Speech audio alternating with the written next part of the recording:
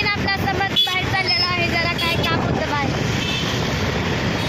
आपला खूप दिवसाने ब्लॉग बनला आणि मी पण समज बाहेरसोबत आज काहीतरी स्पेशल असतं. बघा इथं ट्रॅफिक किती जाम झालेला आहे आणि तरी सुद्धा आपला समज बाईक नीट व्यवस्थित गाडी चालवायला आहे बघा. आणि जरूर तुम्ही इंस्टावर असेल तर फॉलो करा आणि यूट्यूबवर असेल तर सबस्क्राईब करा. Bye bye bye.